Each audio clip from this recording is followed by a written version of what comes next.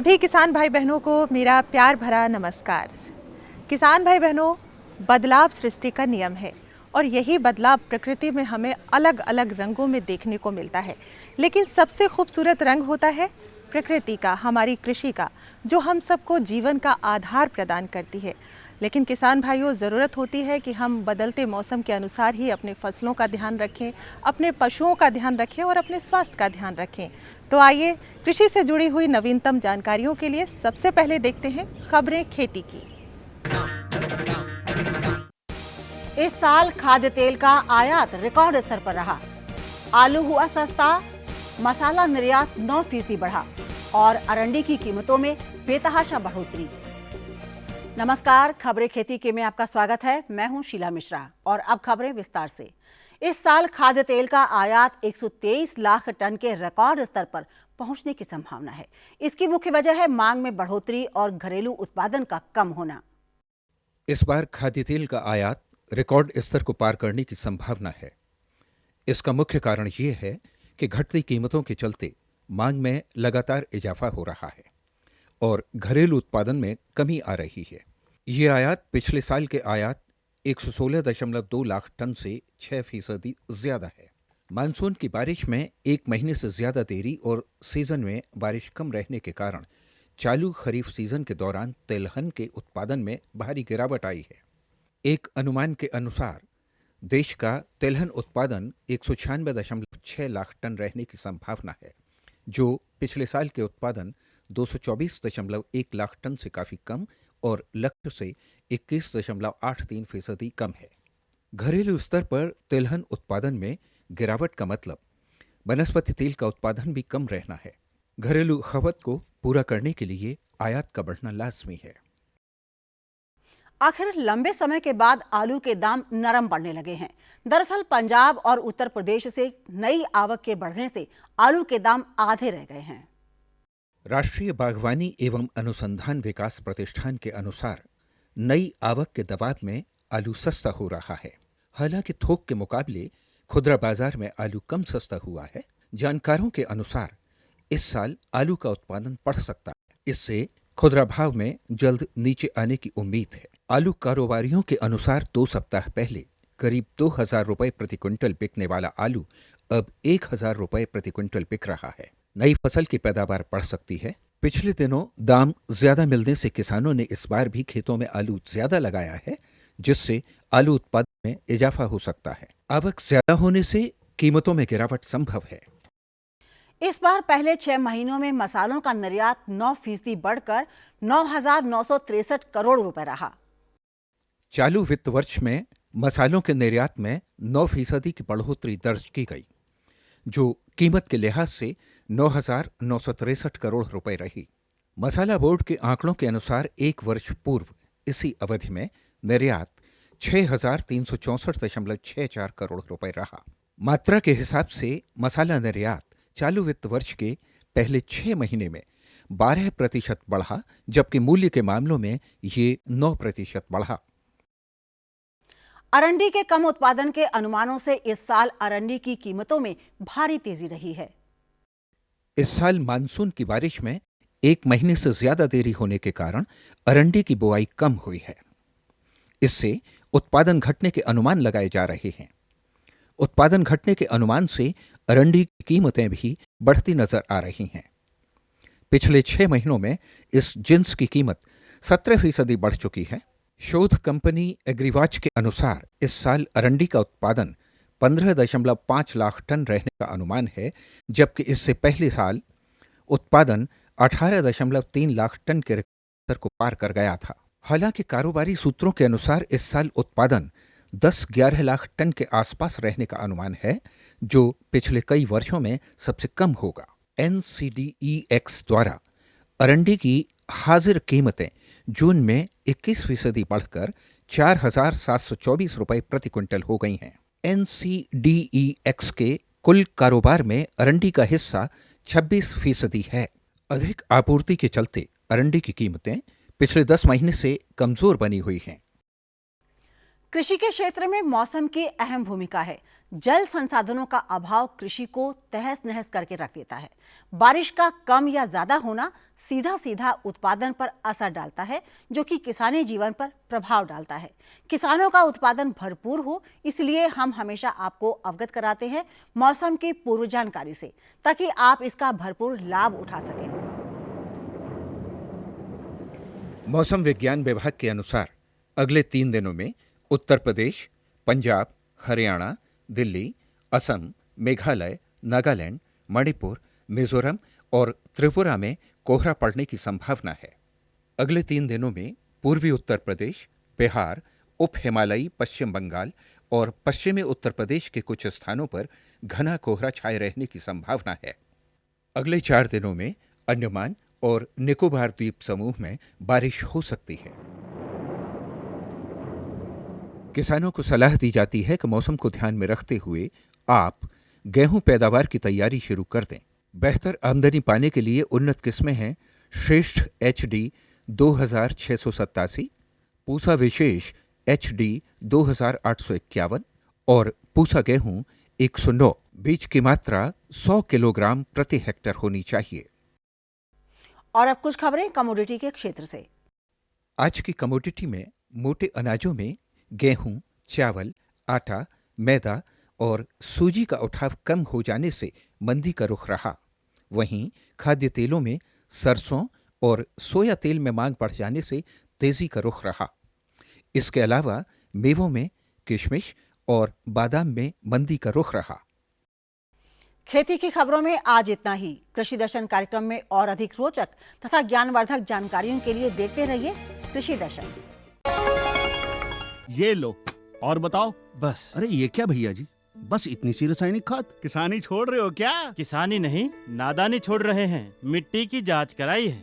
अब तो लालाजी जितनी जरूरत है उतने ही उर्वरक खेत में डालेंगे। हाँ, किसान भाई आज ही अपने जिले की नजदीकी भूमि परीक्षण प्रयोगशाला में मिट्टी की जांच जरूर करवाएं और मिट्टी में पोषक तत्व, नमी व पौधे के विकास को देखते हुए केवल जरूरत के अनुसार ही पोषक तत्व डालें। और हाँ, मिट्टी में गंधक, जस्ता, बोरोन जैसे सूक्ष्म पोषक तत्वों का पता लगाना भी न भूलें।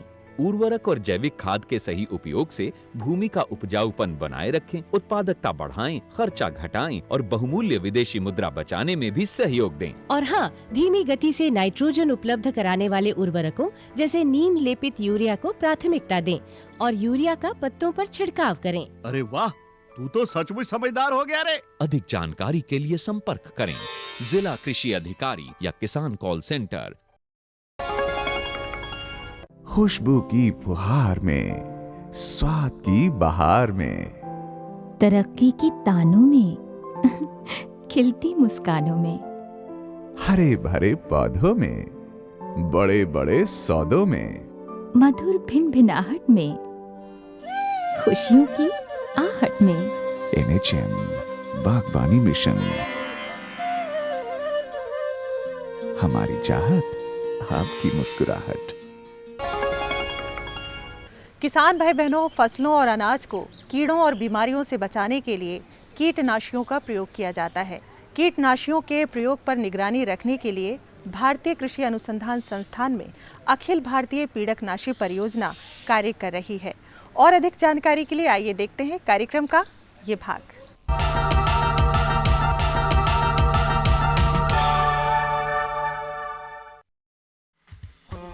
कीट नियंत्रणाय, कीटा ही अस्त्र मोघा। हमारा पारंपरिक ज्ञान कहता है कि कीट नियंत्रण के लिए कीट ही अचूक अस्त्र है।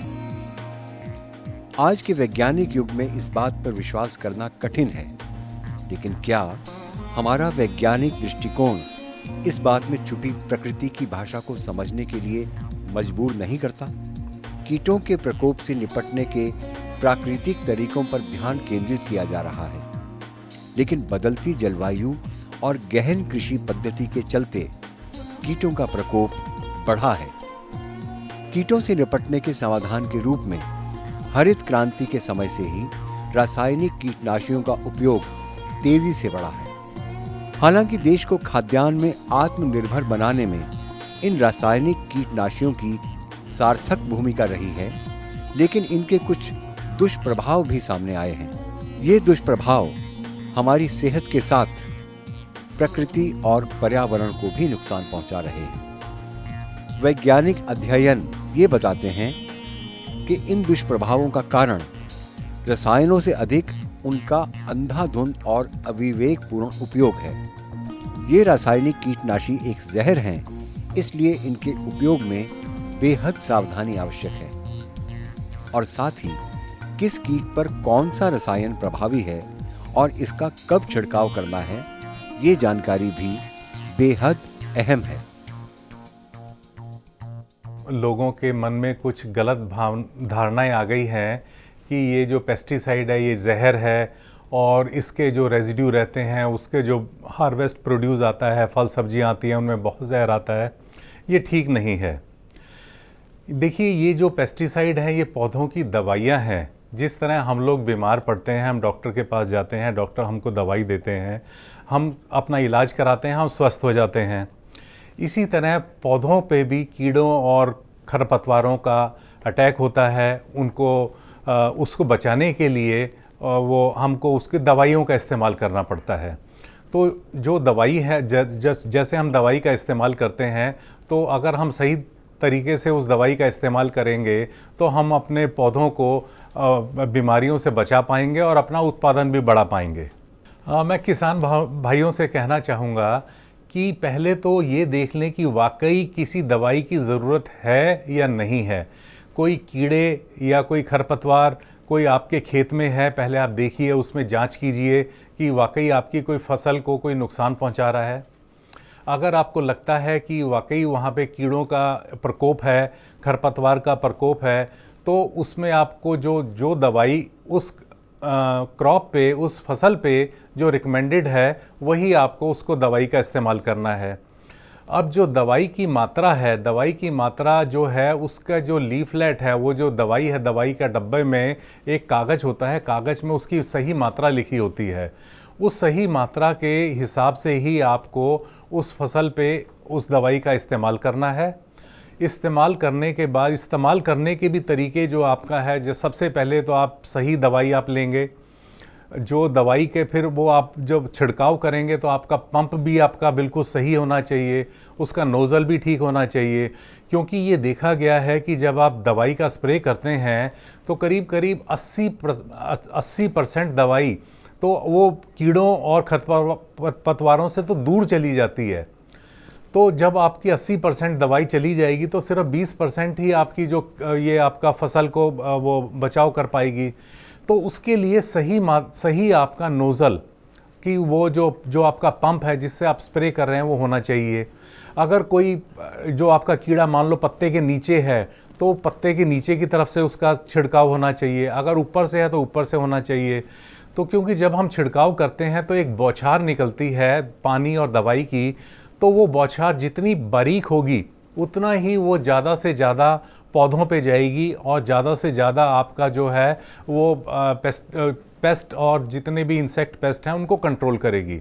तो हमारा तो ऑब्जेक्टिव यही है कि अधिक से अधिक वो जाए और वो कम से कम आपका जो इस्तेमाल है पेस्टिसाइड आपका कम से कम हो। तो इसको करने के बाद जब आप छिड़काव कर लेते हैं तो लेबल पे लिखा होता है कि छिड़काव करने के बाद आपको इतने दिन आपको इंतज़ार करना है। जैसे टमाटर पे इस्तेमाल कर रहे हैं, भिंडी पे कर रहे हैं, गोभी पे कर रहे हैं, तो गोभी या भिंडी पे छिड़काव करने के कितने दिन बाद आपको वो हार्वेस्ट करनी है या फसल आपको काटनी है। ये काटने का तरीका ये होता है कि भाई जब आप काटेंगे तो वो जो अगर आपने दवाई का छिड़काव करा है तो उसकी जो मात्रा है दवाई की कम से कम उसमें आ जाए। इसके लिए जैसे भारतीय कृषि अनुसंधान परिषद के कृषि विज्ञान केंद्र हैं या स्टेट एग्रीकल्चर यूनिवर्सिटी के एक्सटेंशन डिपार्टमेंट हैं, वहाँ से वो उनसे जानकारी प्राप्त कर सकते हैं कि किस फसल पे कौन सी कीड़े का प्रकोप ज़्यादा रहता है और कौन सी उसके लिए दवाई की इस्तेमाल करनी है और कितनी मात्रा में करनी है। तो वो किसान अपना वहाँ से जो ये शंका है वो दूर कर सकते हैं इस बारे में। जैसे कोई दवाई आती है, दवाई से पहले उसकी बाज़ार में आने से पहले उसकी जांच करी जाती है, बहुत स्ट्रिंजेंट उसकी टेस्टिंग होती है। सबसे पहले टेस्टिंग में ये देखा जाता है कि वो जो दवाई है किस फसल पे इस्तेमाल करनी है और किस कीड़े के लिए इस्तेमाल करनी है, किस पेस्ट के लिए इस्तेमाल करनी है। तो उसके लिए जैसे कि जिस कीड़े या पेस्ट के लिए करी जाती है उसका सबसे पहले बायोएफिकेसी स्टडी करी जाती है। बायोएफिकेसी स्टडी में ये देखा जाता है कि किस फसल पे और फसल की किस स्टेज ऑफ क्रॉप है, कौन सा कीड़ा है और कितनी मात्रा में उसको इस्तेमाल करना है। कम से कम मात्रा की उसकी पहले एक स्टडी करी जाती है कि ये कम से कम मात्रा पे आपका मैक्सिमम आपका पेस्ट आपके कंट्रोल कर रहे हैं। जब ये बायोएफिकेसी स्टडी पूरी हो जाती है उसके बाद उसका रेजिड्यू स्टडी करी जाती है। रेजिड्यू स्टडी जैसे हम कोई भी पेस्टिसाइड इंडिया में रजिस्टर्ड होता है तो देश में कहीं पे भी वो बिकने के लिए वो इस्तेमाल कहीं भी बिक सकता है। तो उसको देखने के लिए हम उसका residue study multi locational supervise field trial कराते हैं, जो पंजाब में भी कराते हैं, वेस्ट बंगाल में, गुजरात में, हैदराबाद में, केरला में, तो मल्टी लोकेशनल स्टडी कराते हैं। तो वहाँ पे उसकी जांच होती है कि भाई कहाँ पे कितना हमको रेजिड्यू मिला है। तो वो रेजिड्यू की जो उसका रिस्क असेसमेंट करते हैं मिनिस्ट्री ऑफ हेल्थ में। मिनिस्ट्री ऑफ हेल्थ में जहाँ पे अधिक से अधिक हमको रेजिड्यू मिला है, और वो मिनिस्ट्री ऑफ हेल्थ में जो food safety standard authority of India है, जिसका पेस्टिसाइड एंड एंटीबायोटिक रेजिड्यू एक साइंटिफिक पैनल है जो इसकी जांच करता है क्या ये दवाई अगर इस्तेमाल करी जाए और इतना रेजिड्यू रहे तो इसका कोई दुष्प्रभाव तो नहीं पड़ रहा है। अगर वो इस बात की गारंटी करते हैं कि इसका कोई दुष्प्रभाव नहीं है इतने रेजिड्यू में, तब वो उस पेस्टिसाइड को परमिट करते हैं जिसकी मैक्सिमम रेजिड्यू लिमिट फिक्स होती है जो उसके लेबल क्लेम के ऊपर आती है। तो इस तरह जब ये सब जांच हो जाती है तब वो दवाई बाज़ार में बिकने के लिए आती है। और किसान भाइयों से मैं यही कहना चाहूँगा कि वो जो उसका लेबल क्लेम है, जो पेस्टिसाइड है, उसमें जो लीफलेट रहा है डब्बे के साथ जो मिला है उसको ध्यान से पढ़ें और उसी जो विधि लिखी है उसी तरह उसका इस्तेमाल करें। 1980 या 1990 में DDT BHC का इस्तेमाल होता था और उसकी जो मात्रा थी हम 1 kilo 2 kilo AI per hectare के हिसाब से इस्तेमाल करते थे। उसके अधिक मात्रा से करने से क्या था कि उनके रेजिड्यू भी आते थे और एनवायरनमेंट भी पॉल्यूट होता था। जैसे जैसे साइंस बढ़ रही है तो नए नए पेस्टिसाइड आ रहे हैं, नए नए मॉलिक्यूल आ रहे हैं जिनकी जो मात्रा है, अप्लाई करने की जो डोज है, वो जो 1 किलो या 2 किलो होती थी वो 5 ग्राम पे आ गई है, 5 ग्राम 10 ग्राम AI पर हेक्टेयर पे आ गई है। तो ये तो साइंस के साथ इम्प्रूवमेंट होता जाता है। तो इसीलिए कृषि मंत्रालय भी जो इस तरह की दवाइयाँ हैं जो धीरे धीरे जिनका सब्स्टिट्यूट आता जा रहा है या जो एनवायरनमेंट में रेजिड्यू देती हैं तो उनको बैन करती जा रही हैं। नए नए पेस्टिसाइड आ रहे हैं, नए नए मॉलिक्यूल आ रहे हैं जो कि सीधा आपका टारगेट स्पेसिफिक होते हैं, जिनका रेजिड्यू भी कम होते हैं, जिनकी डोज भी कम होती है। तो नए पेस्टिसाइड का वो इस्तेमाल कर सकते हैं। उससे एनवायरनमेंट पे, पर्यावरण पे भी असर नहीं आएगा और आपकी फसल पे भी आपको जो ज़्यादा मुनाफा होगा और आपकी उत्पादन भी बढ़ेगा। जो पेस्टिसाइड है अगर उसको आप सही ढंग से इस्तेमाल करेंगे, सही मात्रा में इस्तेमाल करेंगे और उसका इस्तेमाल करने के बाद जब आप फसल काटेंगे तो एक उसका सेफ वेटिंग पीरियड अगर आप उसको फॉलो करेंगे तो उसका जो पेस्टिसाइड रेजिड्यू है वो मिनिमम आ जाएंगे। ये बात सही है कि कई बार जो यहाँ से एक्सपोर्ट होता है तो उसमें रेजिड्यू डिटेक्ट होते हैं और डिटेक्ट होने के बाद जो इंपोर्टिंग कंट्री है वो उसको रिजेक्ट भी कर देती है। तो किसान भाइयों या जो एक्सपोर्टर हैं उनसे यही मैं कहना चाहूँगा कि जब भी आप किसी चीज़ को एक्सपोर्ट कर रहे हैं, निर्यात कर रहे हैं, तो किस देश में निर्यात कर रहे हैं उसका आपको ध्यान रखना है।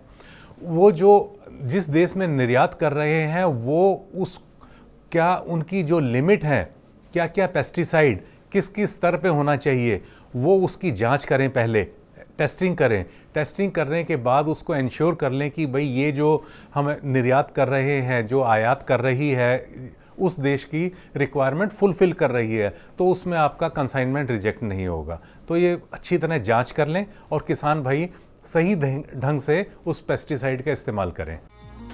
रासायनिक कीटनाशी आज के युग की सच्चाई है और जैसा कई वैज्ञानिक अध्ययन बताते हैं कि सही मात्रा में उनका प्रयोग किसी प्रकार का बुरा प्रभाव नहीं डालता है। ऐसे में ये आवश्यक हो जाता है कि हमारे किसान इन रसायनों का विवेकपूर्ण उपयोग करें और सुरक्षित खाद्य पदार्थ तैयार करें, जिससे देश भी स्वस्थ होगा और हमारा पर्यावरण भी सुरक्षित रहेगा और मानव अस्तित्व भी बना रहेगा।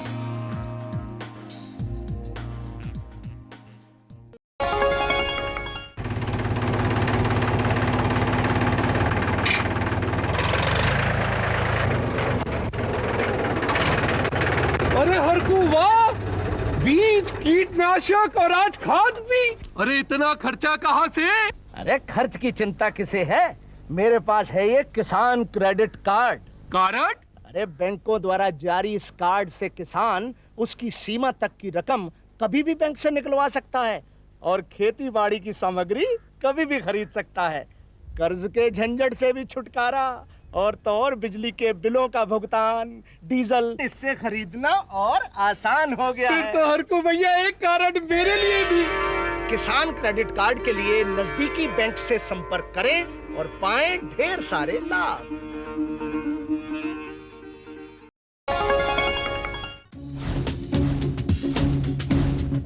जुड़िए हमारे साथ ट्विटर पर twitter.com/कृषिदर्शन-dd, फेसबुक पर facebook.com/कृषिदर्शन-dd और देखिए कृषि दर्शन अब यूट्यूब पर भी youtube.com/user/कृषिदर्शन-dd। भेजें हमें मेल कृषिदर्शन-dd@gmail.com पर। आपको हमारा कार्यक्रम कृषि दर्शन कैसा लगा? अपने सुझाव, प्रतिक्रियाएं एवं सवाल हमें इस पते पर भेजें। कृषि दर्शन, कमरा नंबर 10, CPC दूरदर्शन, खेलगांव, नई दिल्ली 110049। तो किसान भाई बहनों, ये था कृषि दर्शन का आज का अंक। आपको कैसा लगा? आप अपने सवाल, प्रतिक्रियाएं और अपनी राय अपने खतों के माध्यम से हमें लिख भेजिए। तो कल फिर हाजिर होंगे एक नए विषय और नए अंक के साथ। तब तक के लिए आप सभी को मेरा नमस्कार।